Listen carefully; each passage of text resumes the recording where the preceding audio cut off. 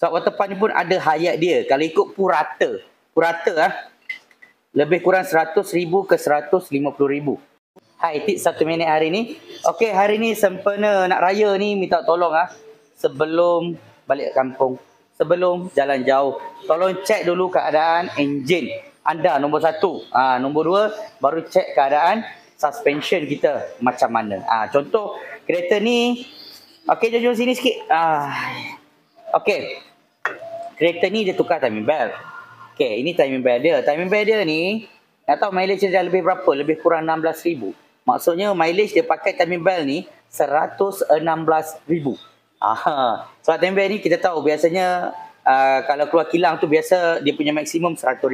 Yang lebih tu rezeki lah kan, betul tak? Okey. Jadi untuk siapa yang pakai timing belt, kalau boleh, kalau dia pakai yang 100,000, jangan tunggu 100,000. Kalau boleh 80,000, 90,000, pergi tukar cepat-cepat. Tapi kalau siapa yang pakai timing belt, biasanya benda ni ada dekat sekali. Ini namanya water pump. Saya minta tolong water pump ni tolong tukar sekali. Sebab water pump ni pun ada hayat dia. Kalau ikut purata lebih kurang 100,000 ke 150,000. Purata hayat water pump. Tengok Okey.